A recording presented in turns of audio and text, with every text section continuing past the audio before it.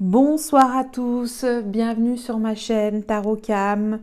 Alors j'ai décidé de vous présenter pour ce soir, de vous parler de la planète Neptune, ce qu'elle m'évoque, ce qu'elle représente à mes yeux et que j'avais envie de partager avec vous dans cette capsule donc neptunienne. Alors Neptune, je suis vous retrouverez tous les détails sur Wikipédia, mais bon, là je vous donne mes ressentis. Pour moi, c'est la planète maîtresse du Poisson. Il y a Neptune et il y a aussi Jupiter. Neptune, en fait, c'est une énorme planète bleue.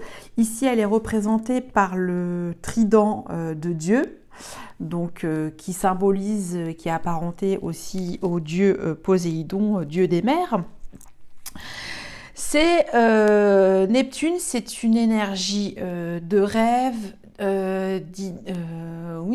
d'idéal, de création divine, d'une eau, voilà, l'eau aussi c'est les émotions, c'est tout ce qui, le sens artistique, mais Neptune aussi ça peut être la dissolution, une énergie très diffuse, quelque chose d'impalpable, d'invisible, d'insondable, de mystérieux, de mystique. C'est une planète, le tout est possible. Et c'est une énergie si puissante qu'on n'arrive toujours pas vraiment à vraiment la canaliser.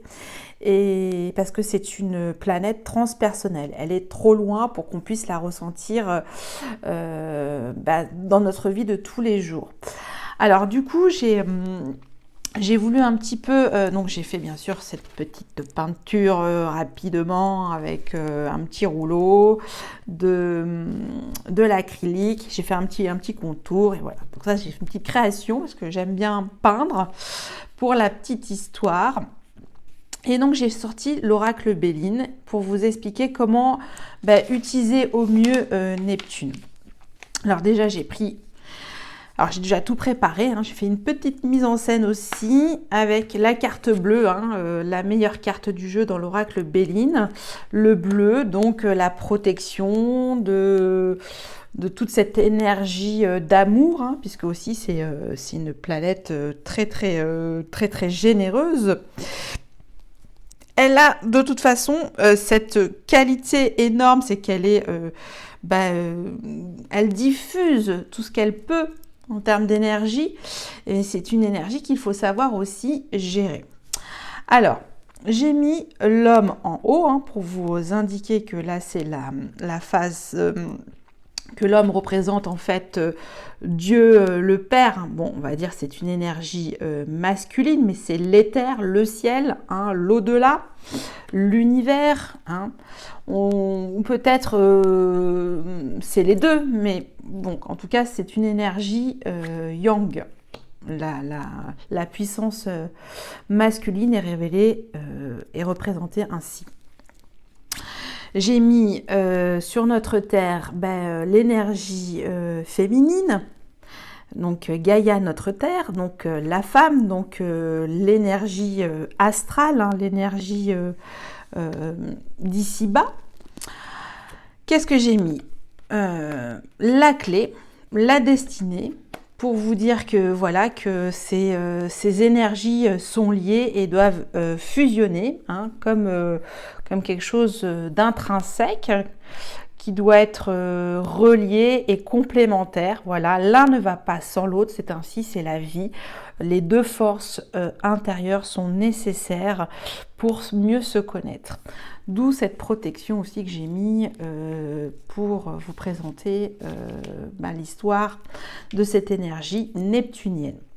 Après, bien sûr, nous allons chaque jour dans notre vie quotidienne utiliser des personnes, pas des personnes, mais des planètes personnelles, ça je voulais dire, qui peuvent, soit quand Neptune est dans votre secteur, dans votre thème natal, dans votre maison, comme j'ai dit en introduction, qu'il faudra justement appréhender, parce que c'est une énergie très diffuse, très, comme je vous dis, mystérieuse. Alors, je vais toutes vous les retourner et je vais vous expliquer.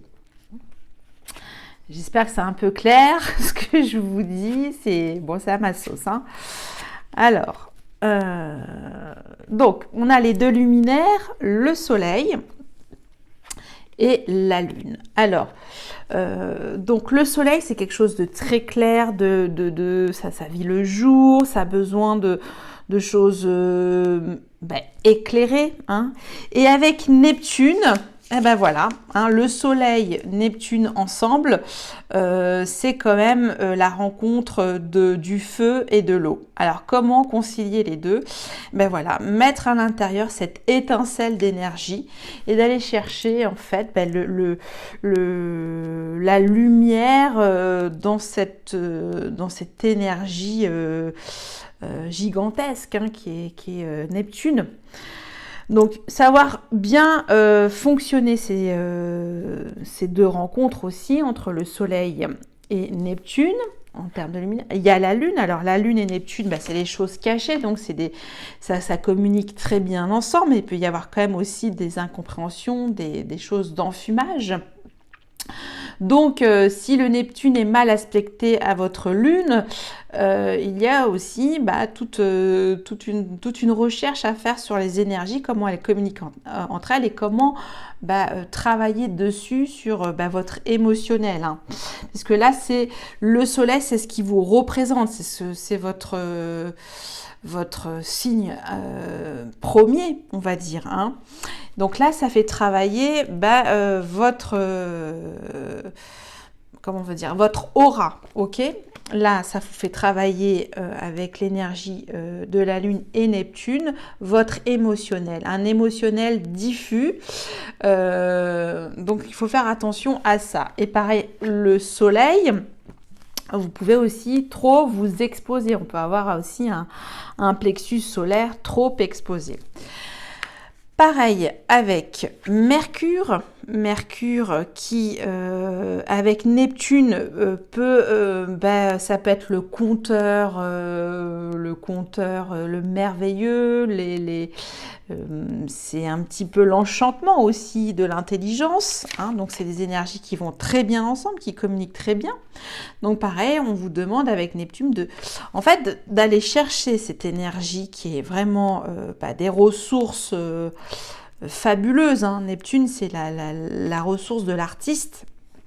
Et qu'à chaque énergie personnelle qui vous traverse entre Neptune et toutes ces planètes personnelles telles que Mercure, il faut transcender à chaque fois cette énergie neptunienne avec votre énergie, votre planète qui passe dans votre thème natal à ce moment-là. Donc Mercure, Neptune. Vénus, n'en parlons pas. Vénus-Neptune, quand c'est en harmonie, quand les deux planètes communiquent, ça peut donner de la chapelle Sixtine. Voilà, c'est l'amour des arts et de la créativité, de la création. Donc, c'est merveilleux. Mars, Neptune, bien sûr, vous voyez, il y a quand même, rien qu'au niveau des couleurs, c'est très tranché, donc il faut arriver à à faire remuer, on va dire, cette espèce on va dire que Neptune, c'est comme une grosse boule de chewing-gum bleu et qu'il faut trouver cette matière invisible et la transcender avec vos énergies personnelles. Donc j'ai pris Mars pour, je ne sais pas si on voit depuis tout à l'heure, en plus je suis mal inclinée, désolée. Bon, on verra bien. Donc là, je suis un peu partie dans tous les sens, mais donc Mars, comment mettre cette action de la création au service du divin, ok. Jupiter, Neptune ensemble, là c'est juste l'artiste effréné qu'il va vouloir proliférer un maximum d'œuvres, hein, c'est ça que je peux dire. En plus c'est des planètes qui communiquent très bien ensemble, donc ça va accentuer finalement cette profusion, cette ressource créative et d'amour, hein. Donc il faudra vraiment, quand elles sont bien aspectées, ces deux planètes, c'est vraiment transcendantal également comme Vénus, hein. Et enfin, je parle de Neptune-Saturne. Donc là, c'est les deux opposés. Puisque Neptune, c'est l'émanation, la dissolution, la diffusion, l'évaporation, on peut dire ça. Et Saturne, c'est à l'opposé, ça vous demande de la structuration dans vos idées créatrices, de faire des plans, voilà, comment utiliser en fait à chaque fois ces énergies pour celui qui a une âme d'artiste en utilisant Neptune au mieux, parce que Neptune peut être aussi un leurre et aussi la planète des illusions. Voilà, donc il faut bien utiliser les énergies de ces planètes personnelles et de ces luminaires pour qu'il y ait vraiment le meilleur à en tirer de cette planète qui est vraiment magnifique au niveau transpersonnel, au niveau collectif. Bon, voilà pour cette capsule, j'espère que ça vous a plu, ça vous a parlé un petit peu. Je suis un petit peu partie dans tous les sens, vous le savez, c'est très intuitif ce que je raconte et ça me fait plaisir de partager donc cette capsule avec vous. Puis je vous dis merci et puis à bientôt, bye bye.